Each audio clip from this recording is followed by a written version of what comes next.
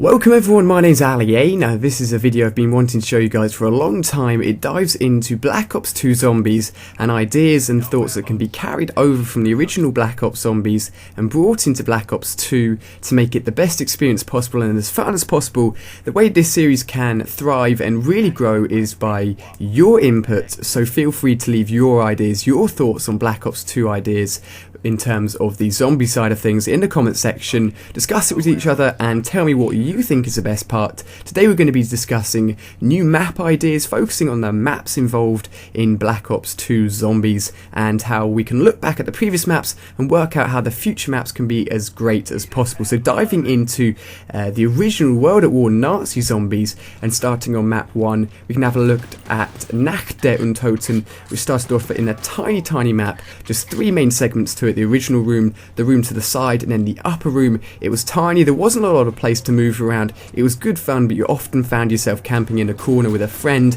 and you didn't move around too much. It then led on to Verrückt, which was completely different. All of your friends started in different segments of the map. You had to open up loads of doors, turn on the powers, get perks, and that map was very different to the original one and greatly expanded on the first map. We then got Shi No Numa, which offered outdoor areas, indoor areas, swamps, different ways to go across the swamps, zip lines, and this offered a far larger map. However, it may not have actually been the best map, and I'll explain that later on.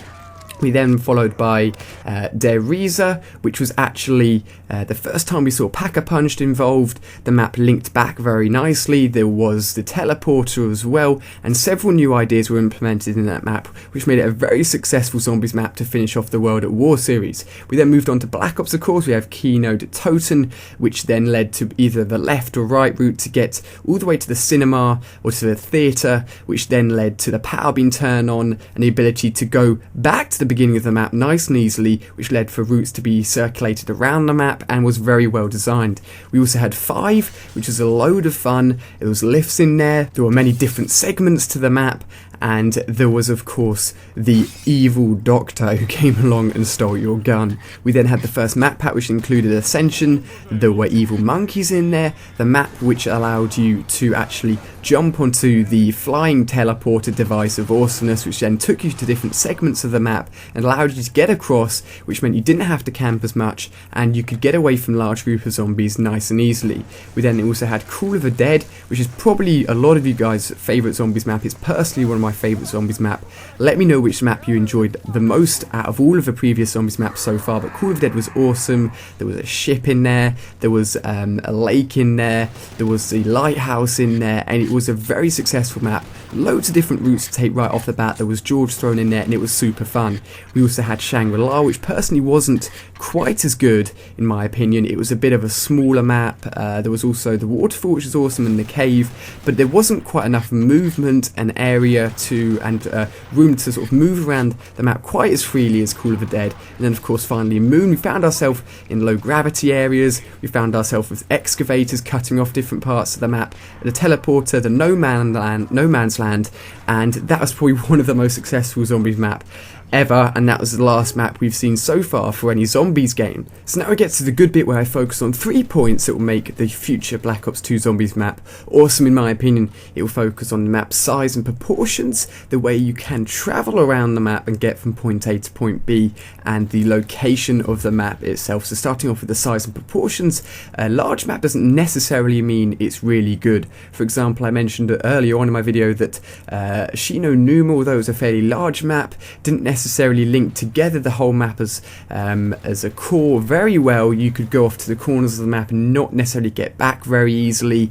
Something that does do it well, however, is something like Call of the Dead, where there's all those extra bits which you can still somehow get back to different parts of the map in a variety of ways, which meant you didn't end up getting stuck in a certain area, but also the proportions of the map, so the alleyways, the corridors. Moon did this well in my opinion. It had sections of the map which was really cramped and really hard to get through, and if you were in there when there was a load of zombies you were screwed.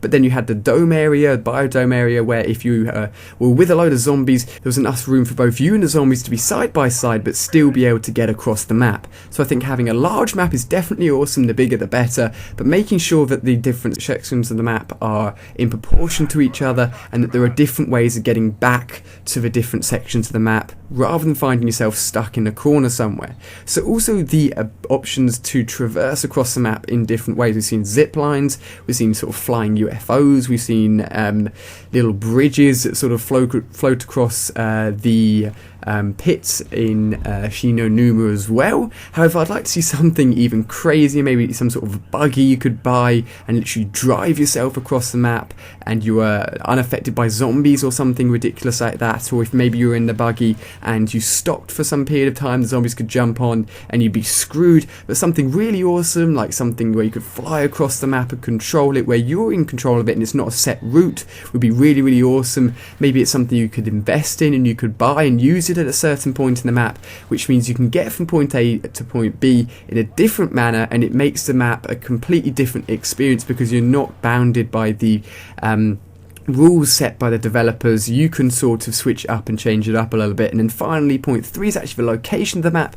A lot of the time in a zombies map you'll be inside, and wherever you are doesn't really matter, but a lot of the time you're outside and on the moon, for example, or in Shangri-La or in Call of the Dead, where you're in these different scenarios, these different settings would be awesome. But to make it even crazier, maybe one where you're in a zoo or something, or one where you're in Africa, somewhere maybe in the middle of America, a more real life situation place where you can relate to, would make it even more awesome and diversify zombies as a whole and make it really, really awesome. So those are my 3 points I think would make zombies really, really awesome. Those are my ideas being thrown out there involving the maps for Call of Duty Black Ops 2 Zombies. Feel free to give me your feedback on this idea, give me your ideas, give me your favourite maps so far, what you'd like to see implemented, and I'll talk more about this in future episodes in a few weeks' time.